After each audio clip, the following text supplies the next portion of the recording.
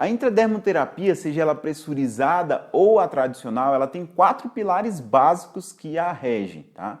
Que são pouca quantidade, em muitos pontos de aplicação, a substância certa na camada certa. Então, pouca quantidade por ponto, muitos pontos por aplicação, a substância certa na camada certa. Pouca quantidade.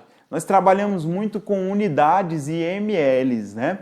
Para intradermo pressurizado, eu gosto de falar sobre unidades, que a gente tem uma precisão maior e um melhor entendimento sobre isso. Eu acho que é mais facilitado, vocês vão entender o porquê eu estou falando isso. E na intradermo tradicional nós temos os ml, né? E as literaturas que nos indicam os volumes certos a serem aplicados. Vamos tratar disso também. Mas sempre a ideia, desde Michel Pistor, é a ideia de aplicar pouca quantidade por ponto, a ideia de pulverizar esse ativo, cerca aí até de 10 ml por aplicação, mas espalhado, dividido em muitos pontos.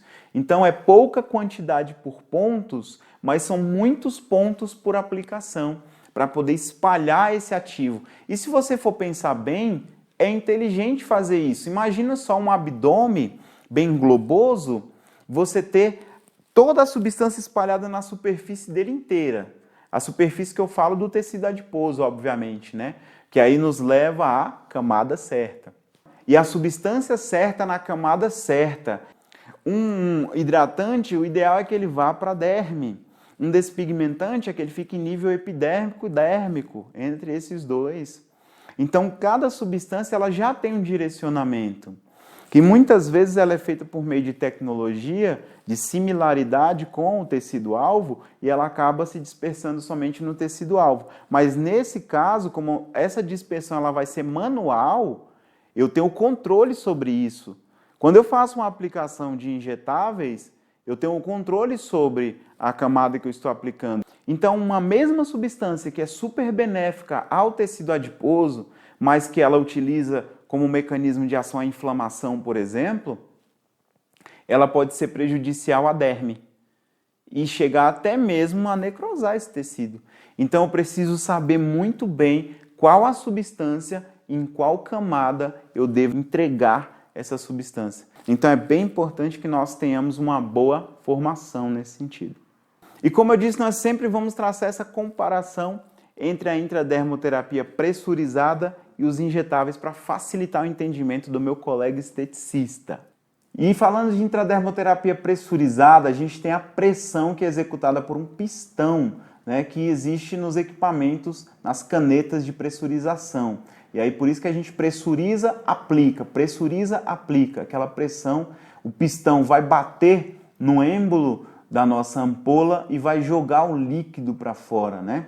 E isso numa força de 100 bares de pressão e velocidade média de 2 milissegundos, isso é muito, tá? Então é uma aplicação que é sem agulhas, mas essa pressão executada, 100 bares de potência, com 2 milissegundos de velocidade, faz com que esse líquido se torne praticamente uma agulha. E ele vai chegar até o tecido-alvo também, de acordo com a minha indicação ali de pressão. 3, 2, 1, ou aquelas outras canetas que tem uma só pressão, as canetas que tem 2 pressões, enfim. Tá? Então a gente vai mensurar isso através da nossa pressão, da potência que estamos colocando no equipamento, para saber qual camada que eu quero atingir com essa aplicação.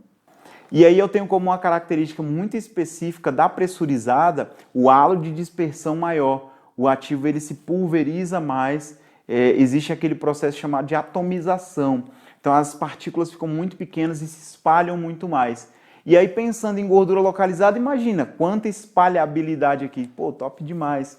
Então a gente tem uma vantagem nesse sentido para a pressurizada em detrimento da aplicação injetável. Mas obviamente que isso é algo que eu vou sempre estar falando, vantagens e desvantagens, né?